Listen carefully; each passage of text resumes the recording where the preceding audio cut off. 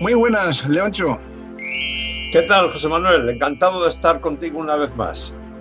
Muy bien. Vamos a hablar con Leoncho García, en mi opinión, el mejor periodista del mundo de habla hispana, especializado en ajedrez, y una de las personas que mejor sabe comunicar toda esta información, no solo del ajedrez en sí como deporte, sino el ajedrez cultural, el ajedrez educativo y bueno, y el social y terapéutico. De todo nos habla y lo comunica como nadie. Voy a comenzar con lo que es el torneo de candidatos de Madrid. Ganó Nepo, pero cuéntanos un poquito qué es lo que ocurrió. Dándonos un pequeño resumen para empezar. Bueno, fue una cita realmente muy importante desde el punto de vista de la expectación y de la repercusión que tuvo. Como ya dije cuando hice un balance al final del Candidatos en un vídeo que hice para El País y creo que en algunos otros foros también, me quedé con un poco de amargura porque me parece que se podría haber explotado mejor, en el mejor sentido de la palabra explotar. Es decir, no sé exactamente de quién es la culpa o si todos tienen un poco de culpa, pero no entiendo por qué en las calles de Madrid, al menos en el centro de Madrid, el torneo de candidatos de ajedrez no estaba bien publicitado. El ajedrez en este momento está de moda en gran parte del mundo y de eso, bueno, yo lo puedo confirmar plenamente porque viajo muchísimo. Desde octubre, finales de septiembre del año pasado hasta hoy, o sea, en el último año, por decirlo exactamente, durante el último año yo he viajado por Asia, América, África y Europa. Y en casi todos los países que he visitado, el ajedrez ha subido mucho en popularidad por la suma del confinamiento, es decir, millones de personas se pusieron a jugar al ajedrez por internet durante el confinamiento y por el éxito de Gambito de Dama. Eso hace, además, que la demanda de ajedrez suba no solo en su aspecto puramente deportivo, también, como tú has mencionado, en sus aplicaciones educativas, sociales y terapéuticas. Entonces, en ese contexto, es una apuesta segura para cualquier organismo apostar por el ajedrez. Entonces, no sé si quién tiene más culpa, si el Consejo Superior de Deportes, el Gobierno de la Comunidad de Madrid, el Ayuntamiento de Madrid, la FIDE, la Federación Española de Ajedrez. No sé quién tiene más culpa, pero desde luego no se aprovechó bien el hecho de que hubiera un torneo de candidatos en Madrid y además en pleno centro de Madrid, o sea, en el corazón de Madrid, ¿no? Iba a empezar a comentar, ¿no? Por qué se eligió el lugar, en fin, pero sí que lo que estás hablando tienes bastante razón. Además, hay un poco la voluntad de echarse unos la culpa al otro de por qué no ha tenido la repercusión que debería de tener. También ya sabemos lo que suele ocurrir muchas veces, que a veces que no salga bien es el éxito para otro y al final sin darnos cuenta de que nos hacemos daños a nosotros mismos.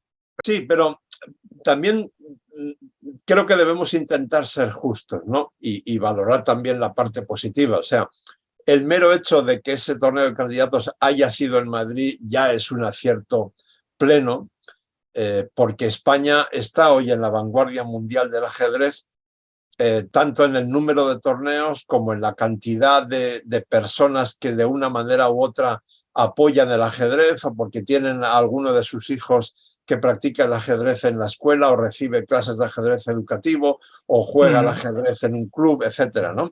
Entonces, el mero hecho de que la sede fuera Madrid y que además tanto la inauguración como la clausura fueran nada menos que en el Hotel Four Seasons, que es un hotel, para que se hagan una idea nuestros escuchantes, de cerca de 1.000 euros la noche en las temporadas altas. O sea que el hecho de que la De gran inauguración lujo. y la clausura fueran allí, pues está muy bien, ¿no? Ahí nuestro conocido David Yada, el jefe de Mercadotecnia y Comunicación de la FIDE, pues tiene mucho que ver también en la parte positiva, ¿no? Claro, yo entiendo que cuando el ajedrez está en plena transformación, es decir, se ha puesto de moda, pero no olvidemos que anteayer, como quien dice, era un deporte muy minoritario. Entonces, no es fácil saber cuándo tienes que buscar un lugar con una cabida enorme de gente o cuándo es mejor hacerlo en un sitio más pequeño para que sea fácil llenarlo y entonces dar la sensación de que consigues que todos los días esté lleno, ¿no? Sí, es algo que, a ver, nosotros cuando nacimos nuestra organización, Espochés, como tú recordarás, que tú estuviste en nuestro nacimiento, se hizo con idea de comunicar el ajedrez a esta otra gente que habitualmente no juega al ajedrez, ¿verdad? En la elección del palacio, que ahora tú nos contarás por qué se eligió este palacio para, para hacer el torneo en lugar de ir al hotel, ¿verdad? Que podía ser natural, ya que el patrocinador es el Mark Seinberg, creo que se pronuncia, ¿verdad? Seinberg, sí. Sí, pues al final parecía que era lo propio. El elegir un sitio de 80 plazas, 80 metros cuadrados, ha habido muchísimas críticas, evidentemente, porque las 80 plazas que había por día se agotaron en hora y media, ¿verdad? Si no recuerdo mal. Y las 1.120, creo que son 1.120 entradas. Además, lo pusieron a un precio muy económico. Se consiguieron que no hubiera ruido, que tuviera la dignidad. Y encima se hizo una actividad paralela de la cual supongo que nos hablarás también, que hacía que se pudiera participar, ¿no? El que no Sí, entraba allí.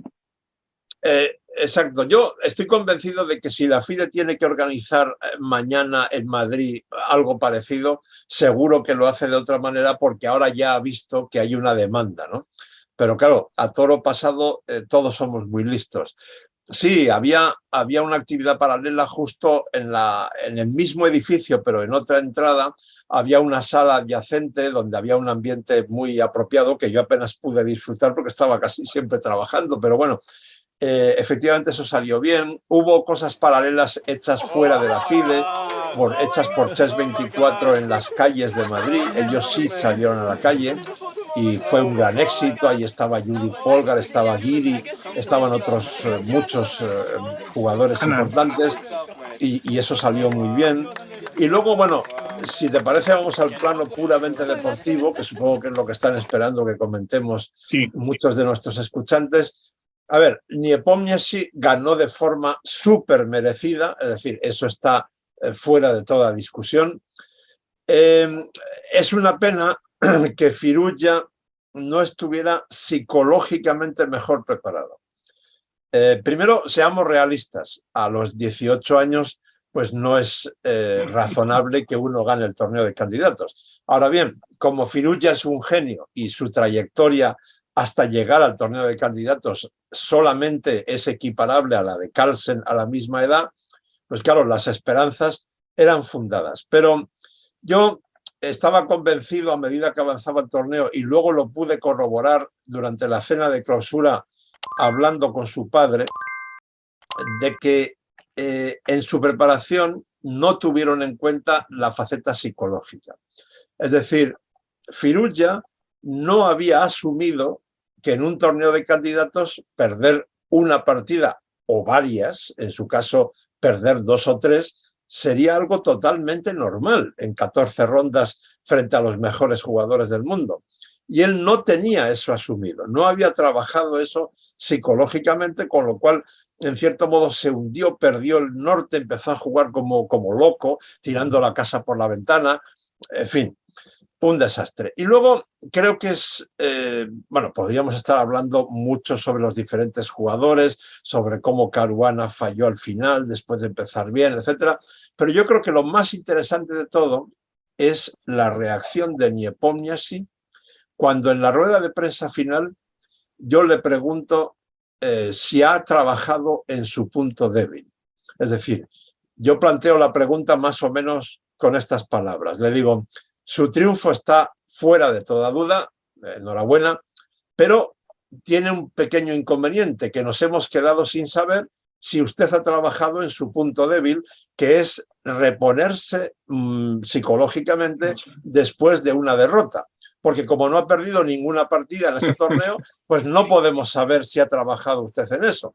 Entonces, mi pregunta es, ¿ha trabajado usted con un psicólogo especializado en ajedrez o piensa hacerlo en los próximos meses antes de la final del Campeonato del Mundo? Y se enfadó muchísimo. Se enfadó visiblemente contestó una serie de banalidades tirando balones fuera. A su lado estaba Radjabov en la misma sala de prensa, que le echó una mano. Radjabov más o menos decía, bueno, claro, es que el ajedrez es distinto a otros deportes, y entonces el psicólogo que puede valer para otros deportes quizá no valga para el ajedrez. Bueno, mi opinión, la de Leoncho García, es justo la contraria.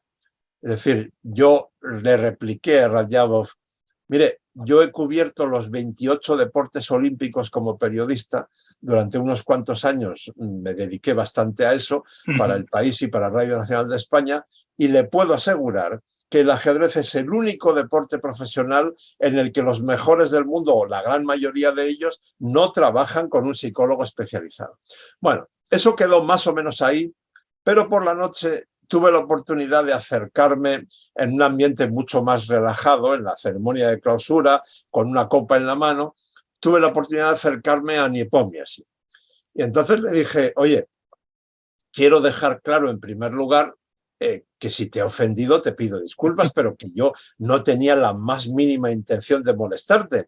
Lo que pasa es que lo que quiero que tú comprendas también es que este asunto tiene un gran interés periodístico.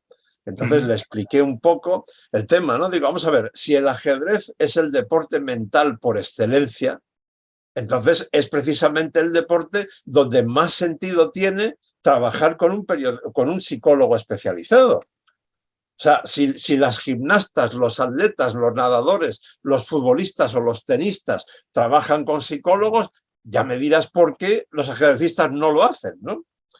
Entonces, bueno, ya me dijo, bueno, vale, ya te entiendo, tal, sí, lo tendré en cuenta, lo que pasa que no es fácil. O sea, hasta ahí mi conversación con Niepo. Ahora, mi conclusión es que muchos ajedrecistas todavía no han asumido algo muy básico, que el resto de la población, sin hablar ya de deportistas profesionales, tiene asumido hace mucho tiempo. Que tú vayas a un psicólogo profesional no tiene nada que ver con que tú tengas un problema mental. Es decir, un problema en el sentido de que tú estés enfermo mentalmente. Todo lo contrario. Todo lo contrario. Bueno, y aunque lo estuvieras, pues tampoco pasa nada. Quiero decir, uno puede estar enfermo mentalmente como lo está del riñón o de la rótula, ¿no? Pero en fin, esa distinción no la acaban de asumir todavía muchos de ellos. Es decir, en el deporte de élite, las pequeñas cosas es lo que marca la diferencia. Es decir, no sé, los 100 metros lisos, por poner algo que todo el mundo va a entender. Entre correrlos en 9,87 o 9,95 puede estar la diferencia entre que tengas una medalla en unos Juegos Olímpicos o no la tengas, por decir algo, ¿no? Entonces, ¿de qué depende que hagas 9,87 o 9,95? Pues de muy pequeños detalles, porque todos los que se ponen en la parrilla de salida de la final son todos buenísimos, obviamente. Sí. Entonces, trabajar con un psicólogo para controlar tus emociones puede ser lo que te haga subir al podio o no subir. Claro. Entonces, bueno. El equipo que montamos nosotros cuando organizamos el récord del mundo de Guinness era un médico y un psicólogo. Son los que estaban todo el tiempo de preparación, los meses de preparación de la Larrañaga. No sé si recuerdas el récord aquel de Guinness. Sí, por supuesto. Estaba un psicólogo de Azpeitia y el jefe de los médicos de aquí de Azpeitia. Y los dos hicieron un seguimiento de varios meses con él, de apoyo, porque es fundamental, evidentemente. Eso es claro. Muy bien. Y bueno, esa parte creo que es interesante porque vamos a ver qué ocurre de aquí a abril, cuando se juegue el duelo Niepomiasin-Ding. Pero si Niepomiasin no se toma muy en serio este aspecto, entonces mi favorito sería Ding, porque Ding es mucho más estable psicológicamente, ¿no? Sí, además Nepo demostró lo que tú dices en Dubái. En Dubái la caída fue... Claro. Fue clarísima. Y ese ha sido su principal problema. Para los que no lo sepan, de quienes nos están escuchando, quiero dejar claro que no es solo lo de Dubái. O sea, este ha sido el principal problema de Niepo desde su adolescencia. Sí. Es una cosa que viene arrastrando durante muchos años. Sí, bueno, De hecho, de Cireuza se comenta también que durante los días de Madrid, bueno, alguna noche que otra, creo que salió algún torneito, ¿no? Algo me suena por ahí. ¿O no sabes tú nada de eso? No me suena eso. No, No, no. vale. No había oído que había ido a Ah, jugar sí. algún torneito. Porque la FEDA organizó torneos nocturnos y tal. Además, Ah, creo que era con unos 7.000 euros en premios y tal, y un ambiente muy festivo. Y no sé, algo había oído yo. Puede que bueno, esté hombre, equivocado. si es, por ejemplo, la víspera de un día de descanso, no me parece mal. Ahora, si es la víspera de un día que... O sea, por ejemplo, lo que hizo Nakamura transmitiendo en directo en su canal por las noches con cierta frecuencia, no, desde luego, desde el punto de vista estrictamente deportivo, creo que es incorrecto. Ahora, yo entiendo que si está ganando un pastón haciendo eso, como él Sí, mismo dijo, él llegó a decirme, si juego jugando el candidato si estoy perdiendo dinero, sí, bueno, vale, desde el punto de vista económico lo entiendo, es cuestión de poner tus preferencias, ¿no? sí, sí, sí, sí, así es. Eh, ahí tuvimos, por cierto, hablábamos de Dean, de Liden. eh, Vino con 24 horas solo. Ese era uno de los candidatos favoritos. Y además venía mentalmente no muy estable porque venía con la cerrajón este que tienen allí del COVID cero en China y creo que traía hasta su propia olla arrocera, ¿no? Con miedo a mezclarse con No, otras sí, sí. personas. Y Para luego además nosotros, las sillas creo que también hubo algún problema, ¿no? En la tercera ronda no hubo que cambiarle y ponerle una silla más baja, sin ruedas o alguna historia. Y eso supongo que ese tipo de cuestiones. sobre las sillas sé muy poco. Ahora, de lo primero que has dicho, sí puedo atestiguar con pleno conocimiento de causa que lo que están haciendo en China con el COVID todavía siguen. Para nosotros es muy difícil de comprender. O sea, voy a contar un ejemplo. China, la Federación China envió a la Olimpiada en Chennai a su directora técnica o secretaria general, Tian Hongwei, a quien conozco desde hace muchos años. Entonces, Hongwei, cuando volvió a China, tuvo que hacer dos cuarentenas, una en Hong Kong de 10 o 14 días, no recuerdo, y luego otra en Pekín, otros 10 o 14 días. Y ella es una persona importante en el deporte chino, o sea, es la número 2 de la Federación China de Ajedrez.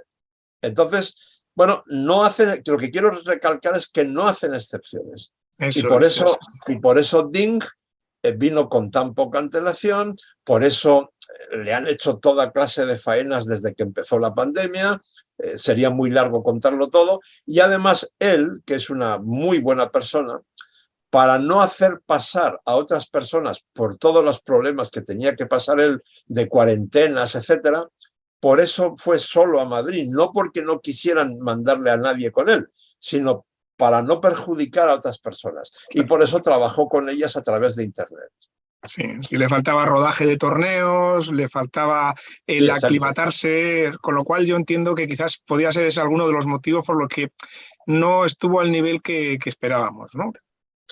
Hay que recordar bien, esto es muy importante, que justo antes de la pandemia, en la segunda mitad de 2019, Ding era el rival que más miedo, a quien más miedo tenía Carlsen. O sea, Ding en el torneo de Londres de 2019 exhibió un juego excepcional.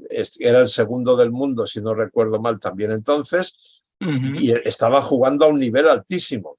Sí. Entonces, bueno, Ding es un rival durísimo para Nepomniachtchi el De próximo hecho, es mes de el abril. que venía con el elo más alto. Sí, sí. Exacto.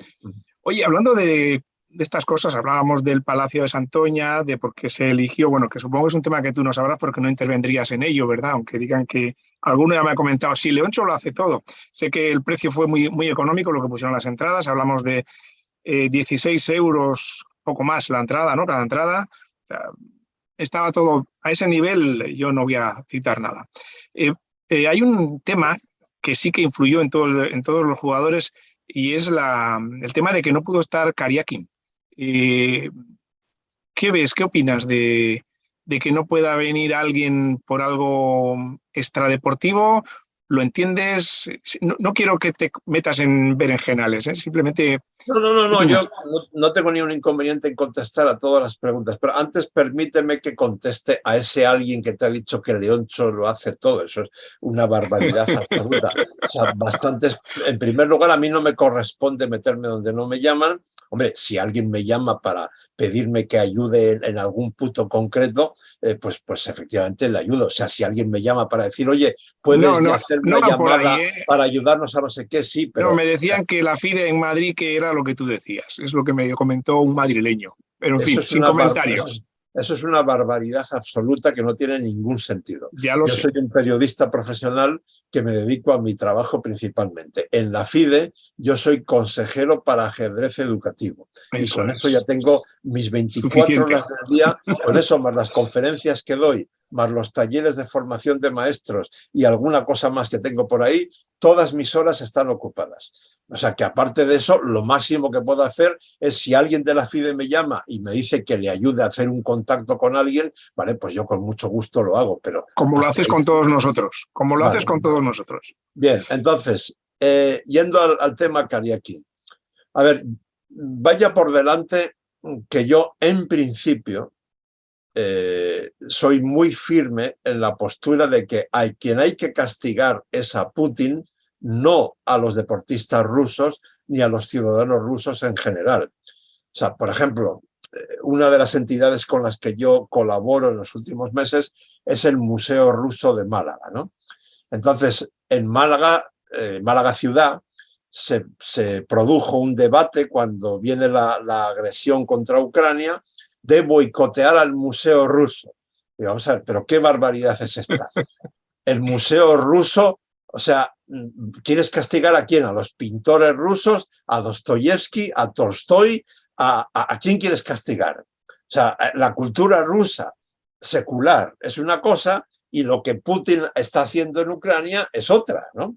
Bueno, entonces, dejando eso claro, lo que ocurre es que el caso de Kariakin en concreto es muy excepcional, porque es que Kariakin ha apoyado la agresión contra Ucrania, claramente, a pesar de que él nació en Ucrania, ¿no? Entonces, hombre, en el contexto de las sanciones de la Unión Europea, de Estados Unidos y de otros países al gobierno ruso, sí tiene un sentido lógico que en esas sanciones se incluyan los deportistas que apoyan la agresión contra Ucrania, no a todos los deportistas rusos. Es decir, yo estoy muy a favor de que la FIDE haya ayudado a los jugadores rusos a seguir jugando con la bandera de la FIDE. Pero es Como que el Nepo. caso de... ¿Perdón? Como Nepo. Sí, exacto, por ejemplo, con Nepomniachtchi.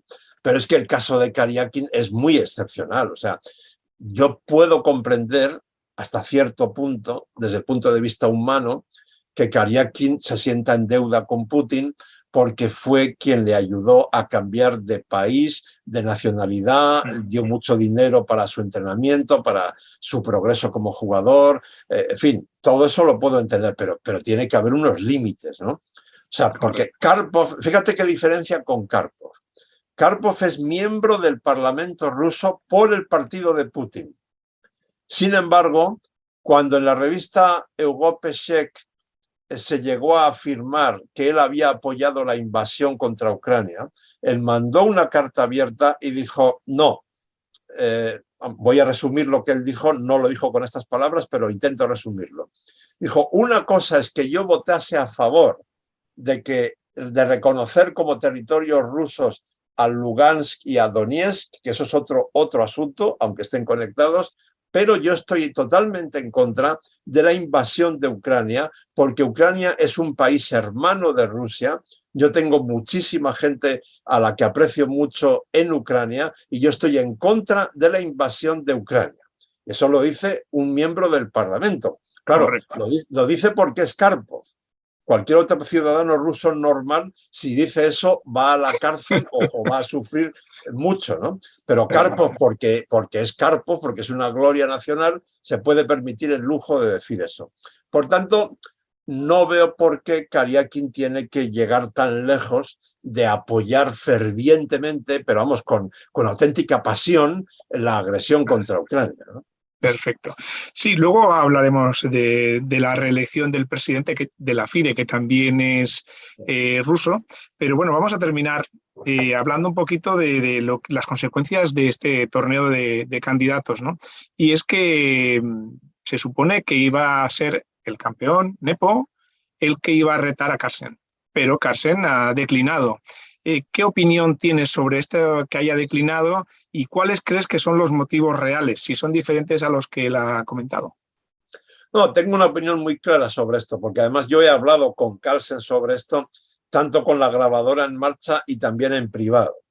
A ver, yo desde el punto de vista humano, yo entiendo las razones de Carlsen. Él está harto de tener que dedicar varios meses cada 2 años a prepararse contra un mismo rival durante varios meses. Es decir, a tener que hacer un paréntesis muy largo en su vida normal, a casi no viajar o a viajar solo para concentrarse con su equipo, a tener que estar día y noche preparándose contra el mismo rival, sobre todo cuando ese rival es el mismo al que acaba de golear en el Mundial de Dubái el pasado diciembre. Eso para él no es nada estimulante y como está harto de eso, pues desde el punto de vista humano entiendo su decisión. Ahora bien, si ahora me preguntas desde el punto de vista profesional, entonces yo critico a Carlsen por la decisión que ha tomado. Y lo critico por una razón que comprendo que es resbaladiza. Es decir, es, lo que voy a explicar ahora es un tema un tanto etéreo, ¿no? Pero para mí yo tengo una convicción firme en ello. Está claro que en este momento, como decíamos al principio, el ajedrez está de moda en gran parte del mundo. Es decir, vive un gran momento con mayúsculas.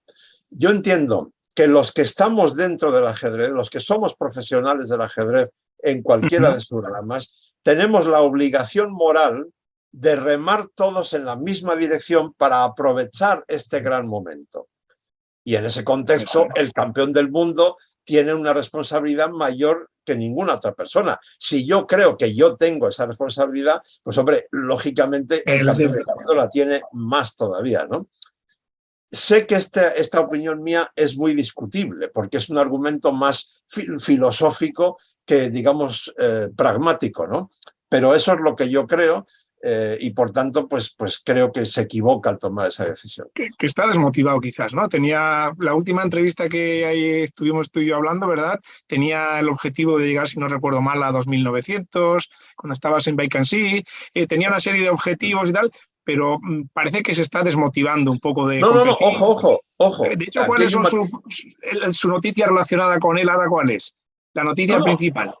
Espera. Vamos por partes. Una cosa es que él haya renunciado a defender su título. En ese contexto, yo creo que él acabará volviendo a luchar por el título. Es decir, imagínate que Ding, por ejemplo, le gana a Niepomnia, si pongamos esa suposición. Entonces, no me extrañaría que de aquí a 2 años Carlsen diga que él ahora quiere recuperar el título.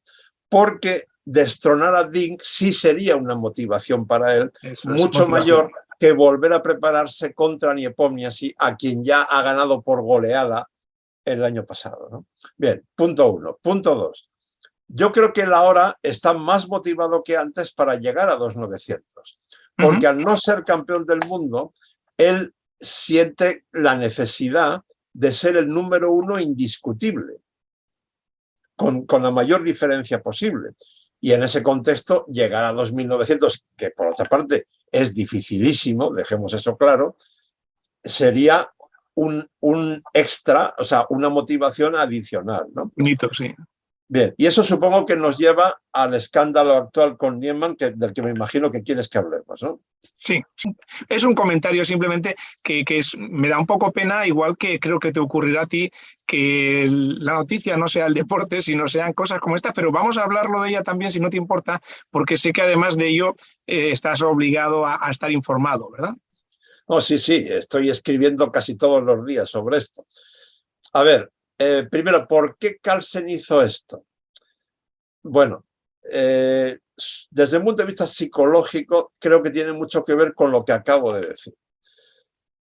Como él ahora está más motivado que nunca para ser el número uno indiscutible y para intentar llegar a 2.900, las derrotas que siempre le han dolido muchísimo, entre otras razones porque está muy poco acostumbrado, ahora le duelen todavía más en ese contexto. Entonces, que le gane, además, no, quien le gana no es Ding o Nepomniachtchi o Caruana, quien le gana es Niemann, que sí, tiene cerca de 2.700, pero todavía no deja de ser, digamos, un advenedizo, un recién llegado a la élite, ¿no? Entonces, esa derrota le molesta muchísimo. Eso por una parte, para ponerlo en el contexto psicológico. Ahora, el meollo del asunto. Yo creo que si Carlsen está convencido, que parece que lo está, de que Niemann le ha hecho trampas en esa partida, no si hizo trampas cuando tenía 14 años jugando por internet, que eso es otra historia. Si está convencido de que le hizo trampas ese día, pero no tiene una prueba que pueda presentar ante un juez, digamos, creo que lo inteligente es callarse. Callarse y seguir acumulando pruebas o indicios sólidos, y cuando los tenga suficientemente sólidos para decir, con esto nadie va a dudar de que este tío ha hecho trampas, entonces que los haga públicos. Porque al acusar veladamente, en realidad no le acusó, utilizó una frase de Mourinho, pero en fin, todos entendimos que le estaba acusando de hacer trampas. Lo que está haciendo es tirar la piedra y esconder la mano. Y está pasándose por el arco del triunfo el principio que debería ser sagrado de que toda persona es inocente mientras no se demuestre lo contrario. Y también, y aquí quiero, esto que voy a decir ahora lo quiero recalcar mucho, porque en las redes sociales hay gente que está repitiendo, no, pero es que Niemann es un tramposo, porque hizo trampas y él mismo lo ha reconocido. Hay incluso gente que me insulta a mí en mi Twitter, porque yo sostengo que, vamos a ver, si tú has cometido un delito, especialmente si es un delito menor, en tu adolescencia, no pretenderás o no te parecerá justo que te castiguen durante toda tu vida. Claro. Es decir, si tú, incluso si has hecho algo más grave, si tú has robado en un banco a los 14 años, te han metido en un reformatorio y entonces has pasado 4 años encerrado. Bueno, tú ya has pagado por el delito que cometiste. Y cuando sales de la cárcel, eres una persona libre. Otra cosa distinta, y aquí yo sí estaría a favor de los más radicales, es que de una vez se endurezcan las sanciones contra los tramposos en ajedrez. Pero esta prueba, esto por ejemplo que dicen, esto de las perlas, vamos a decirlo tal cual, ¿verdad? Dice que son perlas que se meten por el ano, entendido bien, ¿no? Sí, sí. Eso con un inhibidor de frecuencias no se evitaría que hubiera un inhibidor en la sala, o es que va con algunas frecuencias diferentes. Sobre eso ya he escrito y he hablado lo suficiente, entré en directo en programas de televisión. Vamos a ver, esto de las perlas anales ha tenido un enorme eco porque lo apoya Elon Musk, el magnate de Tesla, etcétera, a quien le encanta llamar la atención, ¿no? Dando grandes titulares. Sí. Lo de meterse un dispositivo en el ano para que te pasen jugadas de ajedrez, bueno, es técnicamente posible por un método Morse, no sé qué, ¿vale? Pero es completamente absurdo por innecesario, porque yo me puedo meter aquí en el oído un microauricular pequeñísimo que es indetectable por los detectores de metales normales, y tú que eres mi amigo me estás soplando las jugadas porque estás viendo mi partida por internet en directo y no necesitamos que yo me meta nada en el ano ni en ninguna parte. Es decir, bueno, sí, en el oído, aquí, ya está, ¿no? Entonces, todo esto es completamente absurdo. Por supuesto, está sirviendo para que lo que yo escribo o mucha más gente se lea mucho más, porque hablamos de meterse algo en el ano, pero realmente es completamente absurdo. Lo que tiene mucha más seriedad es qué ocurrirá, porque según los expertos esto va a pasar muy pronto, antes de 10 años, cuando nos puedan insertar un chip en el cerebro. Eso es. Ese chip va a cambiar nuestra vida para muchas cosas. Sí. Todo lo que ahora tenemos en el teléfono móvil lo tendremos en el cerebro y mucho más.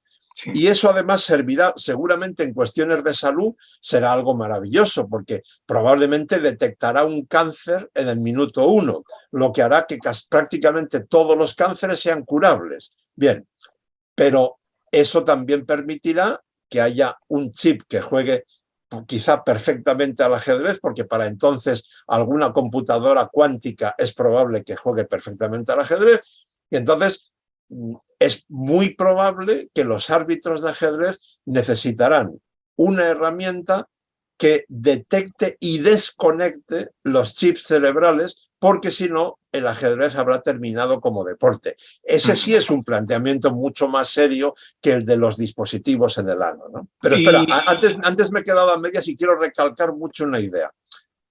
Lo que yo propongo es que a partir de ya, la primera vez que pillen a alguien haciendo trampas, en fin, que las evidencias sean claras, entonces la sanción tiene que ser ya bastante seria. Ejemplar. Varios años sin poder jugar, perder 500 puntos de elo, las dos cosas a la vez. Y la segunda, a perpetuidad. Es decir, si uno es reincidente haciendo trampas, no debe poder volver a jugar al ajedrez oficialmente nunca más en su vida. Eso es lo que yo propongo. Ahora bien, mientras eso no exista, creo que todos, empezando por el campeón del mundo, tienen que tener mucho cuidado. Si no tienes pruebas, no puedes acusar en público porque puedes estar desgraciando toda la vida de un inocente, ¿no? Sí. Bien. Bueno, quería hablar de muchas más cosas, pero vamos a terminar porque si no, no vamos a poder cumplir con lo que hemos hablado, ¿verdad? Pero sí que quería comentar dos cositas. Una, que evidentemente en lo que hablábamos de lo que es Madrid y el ajedrez, pese a que hay muchos ajedrecistas y gente que hace muchas cosas muy bien hechas, uno de los que ha estado, por ejemplo, en las actividades paralelas, como el Rey Enigma ha hecho una gran innovación, o María Rodrigo en el tema del ajedrez femenino, o Pedro de Ajedrez con Cabeza, que tú conoces también. Exacto, sí. Hay un montón de gente ahí que está haciendo muchas cosas muy bien en Madrid. Porque, claro, es que si miras un poco la historia de lo que es Madrid y el ajedrez de competición, el último gran evento era el Magistral Comunidad de Madrid de 1998, ¿no? No se ha vuelto a hacer ningún gran evento. Y una ciudad y una comunidad como Madrid que no tengan algo de gran nivel mundial no tiene ningún sentido. No está la gente acostumbrada en Madrid a vivir el ajedrez de competición, quizás, ¿no? Esto en otros sitios quizás hubiera tenido más repercusión popular a lo que referías, porque medios de comunicación creo que son 70 los que han estado ahí presentes, ¿no? Y creo que llegaba a unos 2 millones de oyentes y de seguidores de lo que estaba pasando en Madrid, mayoritariamente en China, eso me ha llamado la atención, ¿verdad? Pero yo creo que a ese nivel sí que se ha hecho. Te preguntabas un poco, no sé, que nos faltará un poco la asiduidad, la costumbre del público madrileño a este tipo de eventos. Sí, a ver, aquí influyen varias cosas. Efectivamente, has hecho muy bien, creo, en recalcar la repercusión que ha tenido globalmente, porque eso es un dato más muy claro que corrobora que el ajedrez está de moda en gran parte del mundo, ¿no? Y ahí la FIDE está trabajando, están mejorando a marchas forzadas, le queda muchísimo por mejorar al ajedrez en general y a la FIDE en particular. Le queda mucho por mejorar en todo lo que tiene que ver con comunicación, relaciones públicas, imagen, mercadotecnia, etcétera, pero se está avanzando. Pero luego había otro matiz que quería subrayarte y ahora se me ha olvidado cuál era. ¿Cuál era el otro Estábamos hablando de que no había costumbre porque el último evento era de 1998, el último gran evento en Madrid, entonces la gente no está acostumbrada a estos grandes eventos. Sí, ya sé. Un problema importante es que en el siglo XXI la oferta cultural, incluso sin salir de tu casa, es enorme. Y si sales en una ciudad como Madrid, también es enorme. Entonces, si tú montas un torneo de ajedrez, estás compitiendo con toda clase de manifestaciones culturales, de música, de cine, de teatro, de exposiciones, debates, conferencias, etcétera, etcétera. Y a eso tienes que añadir todo lo que te ofrece Internet sin salir de tu casa o la televisión por satélite, ¿no?